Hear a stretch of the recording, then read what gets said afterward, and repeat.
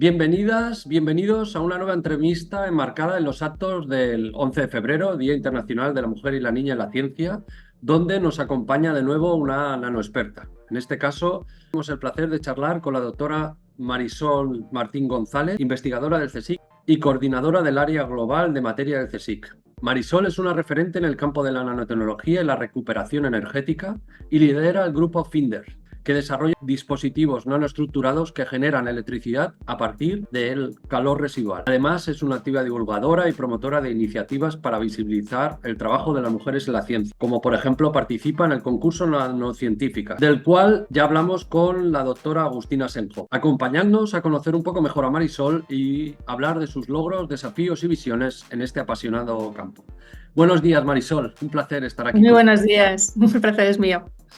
Pues para empezar, ¿nos hablas un poquito de ti? ¿Qué te motivó a dedicarte a la investigación en nanotecnología? ¿O cómo ha sido tu trayectoria profesional, tanto en el CSIC como líder del grupo FINDER?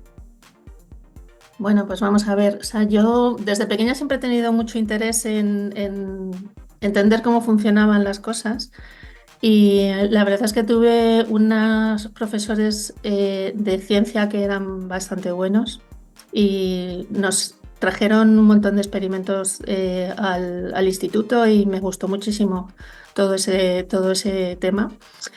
Y después, pues yo estudié ciencias en la Autónoma y, bueno, después hice en la Complutense la tesis trabajando en materiales superconductores.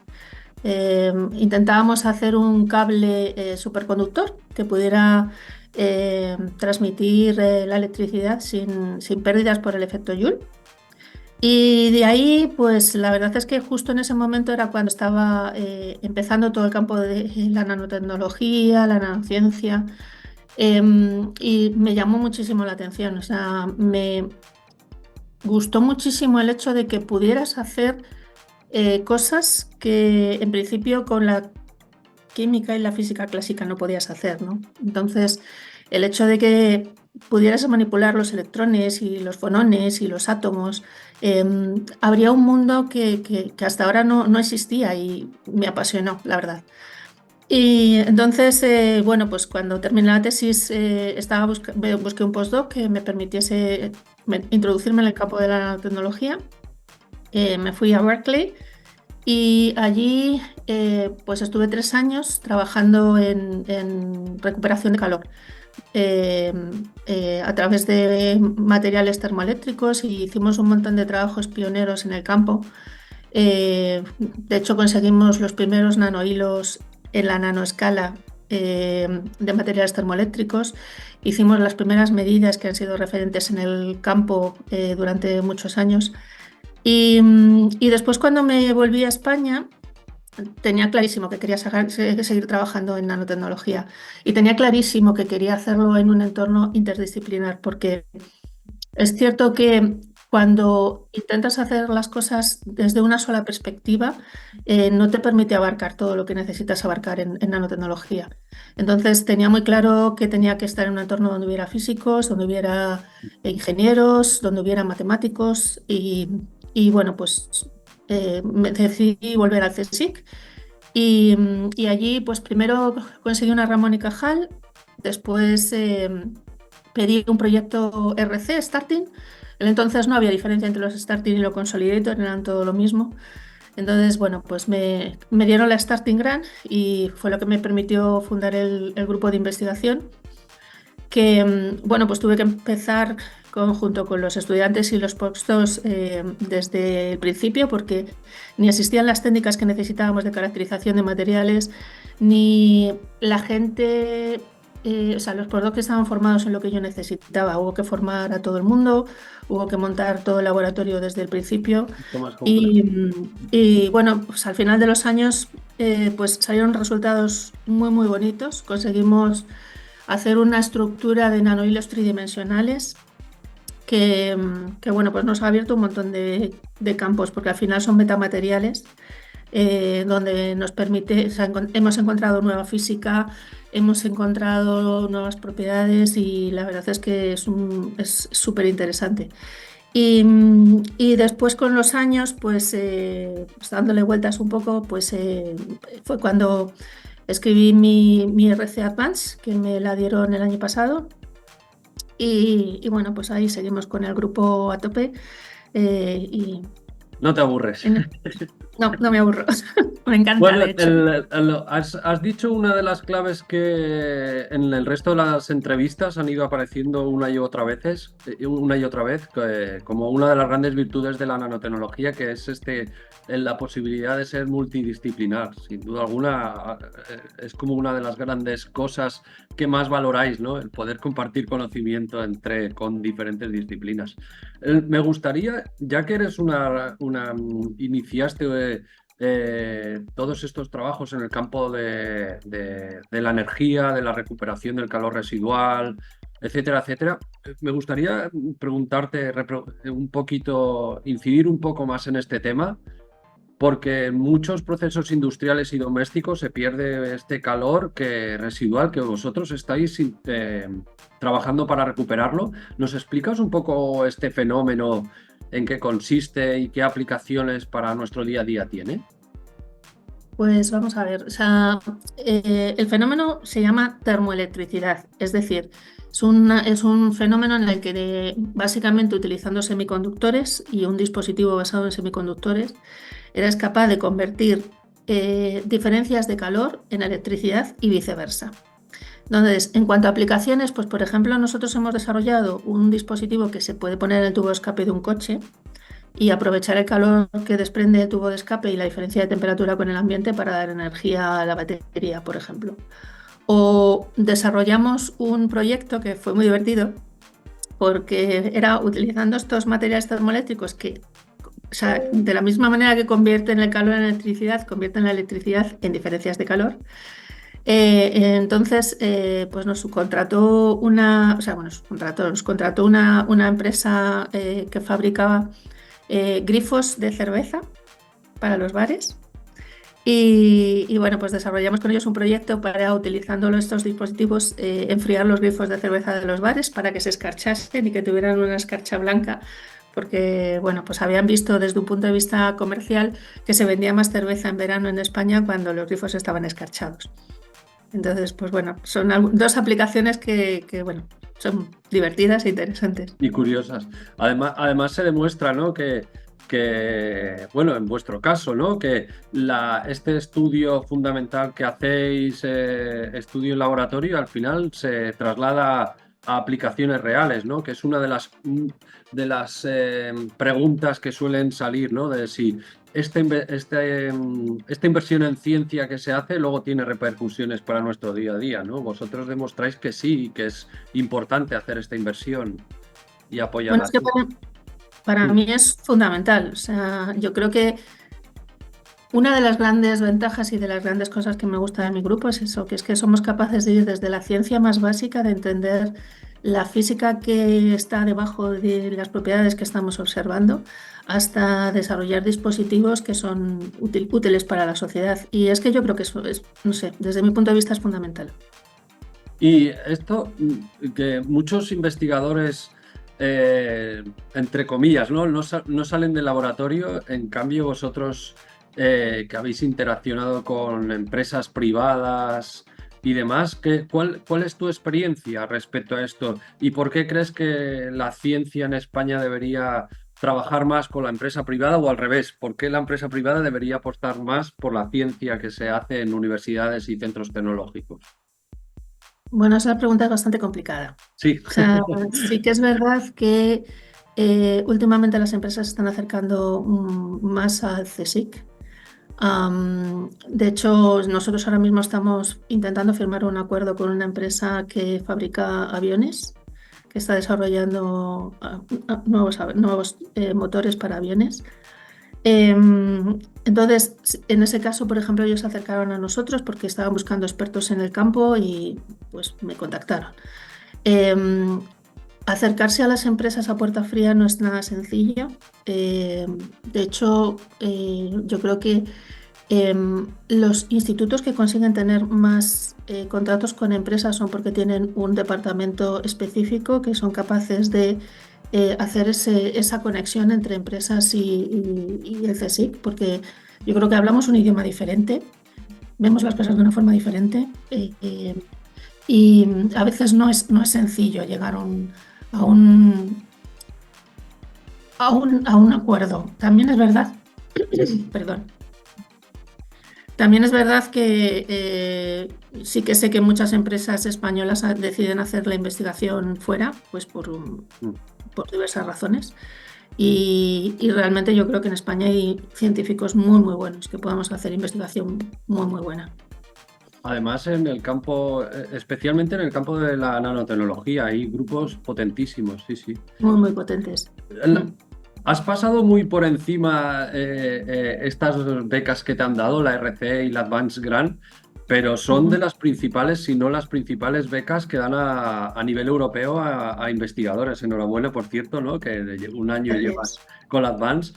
Me gustaría que para la gente que no conoce estas becas, ¿qué implica? ¿Qué proceso has tenido que pasar hasta llegar a que te den esta beca y cómo es de difícil obtenerla? ¿Y en Bueno, qué, más que, qué pediste? ¿Qué fue, en qué se basó el proyecto que te han dado? vale, yo más que becas los llamaría proyectos, Sí, porque sí, sí, yo no sí. creo que sean becas. No, ya no, ya no. Cierto. Bueno, pues vamos a ver. O sea, las RCs son los proyectos más importantes que puedes recibir como un investigador en Europa. Existen tres tipologías diferentes. Ahora, cuando yo la pedí la primera, no estaba en esta diferenciación, pero ahora mismo sí está, que son las Starting, las Consolidator y las Advanced. En el caso de las starting son para gente que haya hecho la tesis y que esté en un periodo bastante cercano a la tesis, creo que entre 5 años y 12 después de haber leído la tesis. No me acuerdo muy bien las fechas, la verdad. Pero bueno, las starting son para gente más joven. Las consolidators para gente ya un poco más senior que ya empieza a tener su grupo de investigación y necesita consolidarlo. Y las advanced pues son ya para grupos consolidados y bueno, estas becas, perdón. Sí, Estos proyectos. proyectos, bueno, estos proyectos pues básicamente lo que necesitas es tener una idea que sea rompedora y que vaya a revolucionar el campo. Pues una vez que tienes la idea, pues tienes que escribir en dos proyectos, uno que se llama B1 y otro que se llama B2. En el primero son como 5 hojas donde tienes que expresar la idea y en el segundo creo que tienes 15 hojas para expresar la idea, o sea, no son nada largos de escribir, Sí. pero sí que son muy competitivos porque en principio cualquier persona del mundo se puede presentar y bueno, pues no son fáciles de conseguir, la verdad. Hay que tener ideas buenas. Hay que tener ideas buenas, sí, sí. También relativo a la investigación, has hablado un par de veces de nanohilos, ¿no? Nanohilos tridimensionales que trabajáis ahí. Desde Ujú. el primero, ¿no? Que hiciste ya hace ya muchos años a todo lo que estáis trabajando. ¿Nos sitúas un poco en qué son, cómo los fabricáis, cómo los hacéis, cómo los utilizáis, esto de los nanohilos?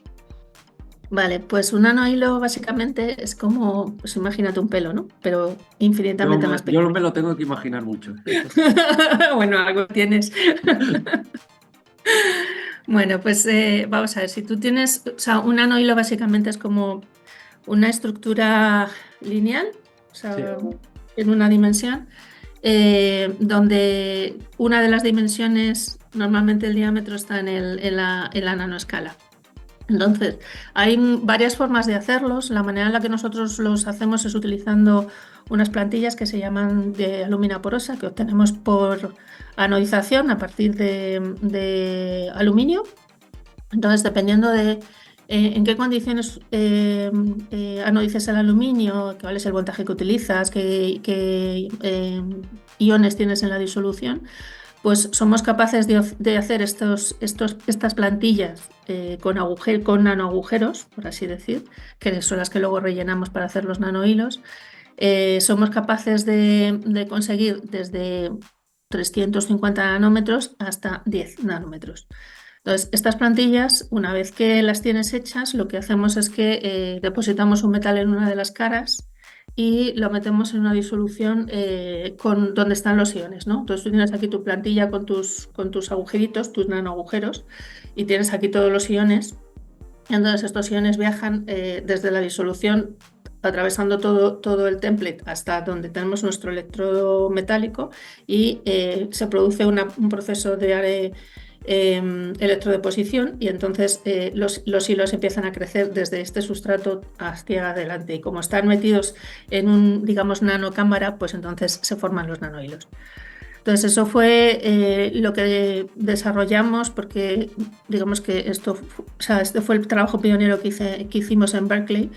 En la primera RC lo que planteé es que se pudieran hacer estructuras tridimensionales de los mismos porque para hacer dispositivos pues con un nanohilo pues no tiene suficiente energía, obviamente. Sin embargo, yo, bueno, en general intento siempre hacer dispositivos con cosas y que se puedan utilizar en el día a día, ¿no? Sí, Entonces, lo que planteaba en la primera RC era que si podíamos conseguir que estos nanohilos estuvieran conectados a sus primeros vecinos y así generar una plantilla donde tuvieras todos los nanohilos interconectados, podríamos tener una estructura donde todo es nanohilo, pero que además pudiéramos coger y sacar y hacer un dispositivo con ello. Entonces, pues eso fue lo que intenté hacer en la primera RC y la verdad es que lo conseguimos. Y bueno, la verdad es que nos ha sorprendido mucho toda la estructura porque es un metamaterial, tiene propiedades fotónicas, plasmónicas, magnéticas, semiconductoras. sí, sí, parece sencillo, pero estás hablando, por ejemplo, una de las dimensiones, 10 nanómetros, ¿no? 100 millones de veces más pequeño que un metro y parece sencillo como lo explicas, pero complejo, complejo, muy bien. En la presentación he dicho que eres coordinadora científica y técnica del área global de materia del CSIC. Aparte, eres, fuiste nombrada académica de la Real Academia de la Ciencia.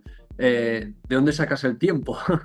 Y me gustaría que me hablas un poco de esta parte, ¿no? Que también acompaña tu ciencia y luego que me la acompañaras con la respuesta. ¿Crees que hay pocas mujeres en estos cargos?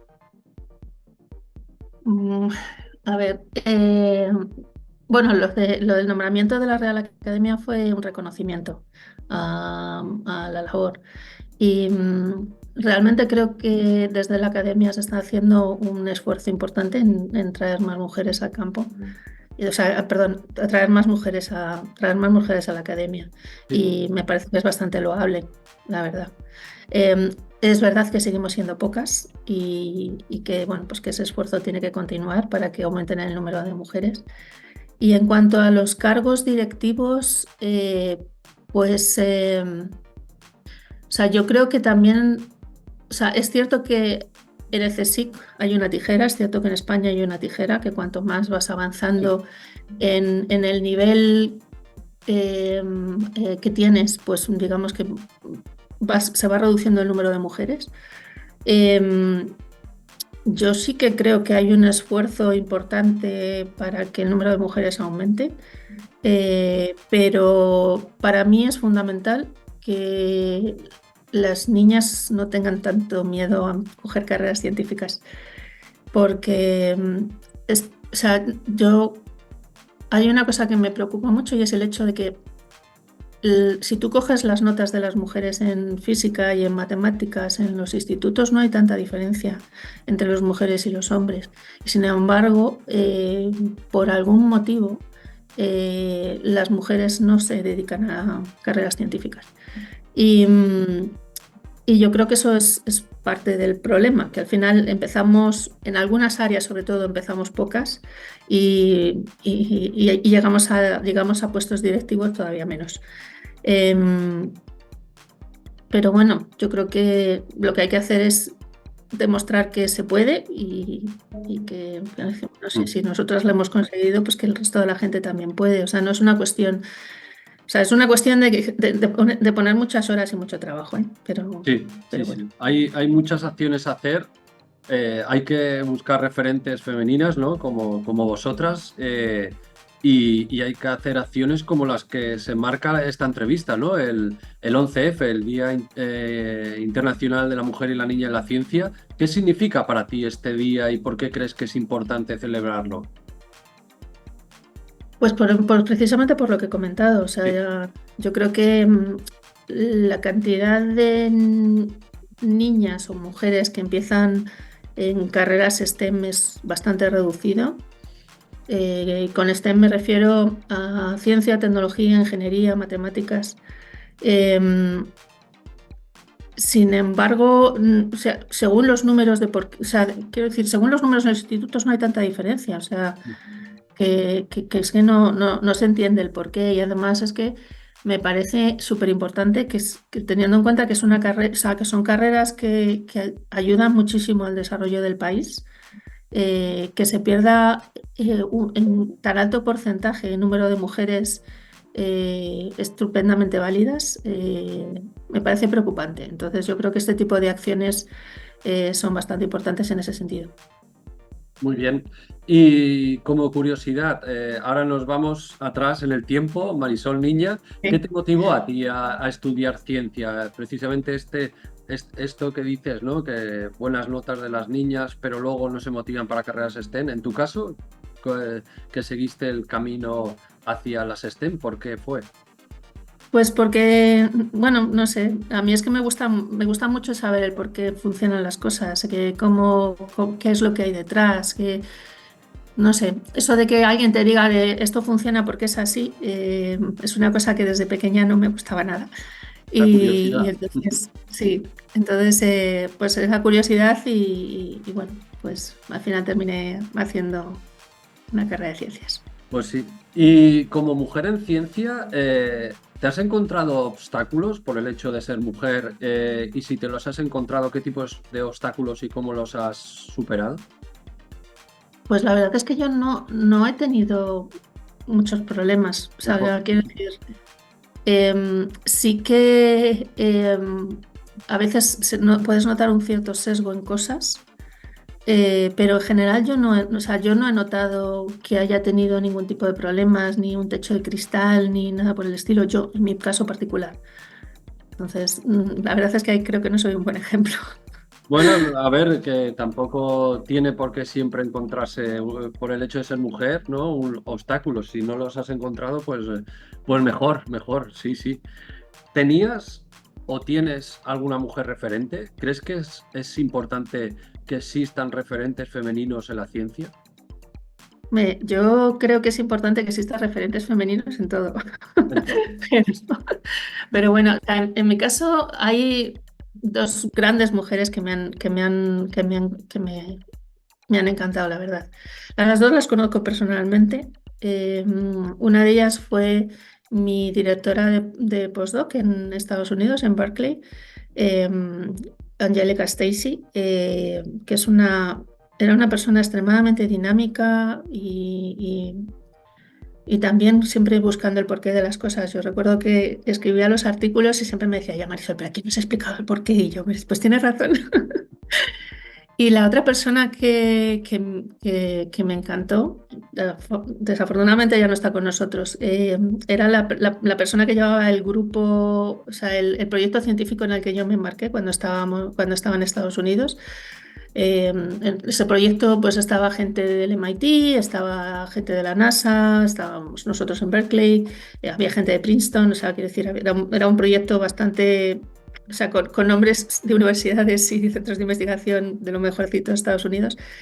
Y quien llevaba el proyecto se llamaba Mildred Dresselhaus, que sí, supongo que habrás oído hablar de ella. casi nada. Casi nada. Vaya honor. Sí, sí.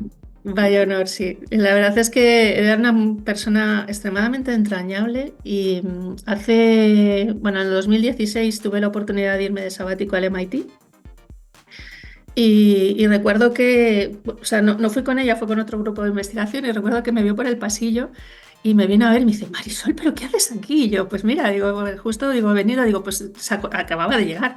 Digo, pues es que digo, te iba a ir a ver y a ver si nos dábamos un café y tal. Y me dice, no, no, vente, vente. Y me llevó a su oficina y bueno, estaba toda llena de libros por todos los sitios y tal. Y entonces empezó así a hablar conmigo y me decía, bueno, pero ¿qué tal estás? ¿Y cómo te va? ¿Y qué tal llevas la ciencia? Y Ya, ya, súper encantadora, la verdad. Una pasada brutal. de persona. Sí, sí.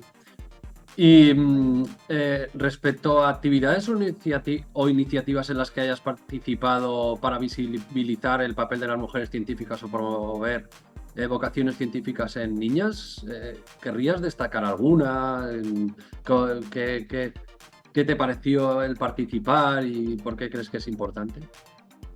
Bueno, en general, no solo yo, sino todo mi grupo participa en actividades de difusión. O sea, es cierto que yo creo que precisamente por liderar un grupo y ser mujer, atraes a más mujeres al grupo. O sea, en porcentaje, normalmente suelo tener más mujeres que hombres, a pesar de de estar en físicas, que hay más hombres que mujeres en general, ¿no?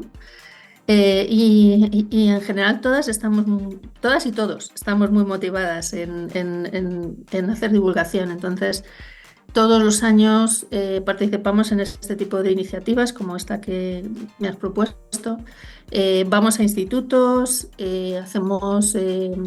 tenemos ya una especie de show científico que hacemos en Ciencia en el Barrio.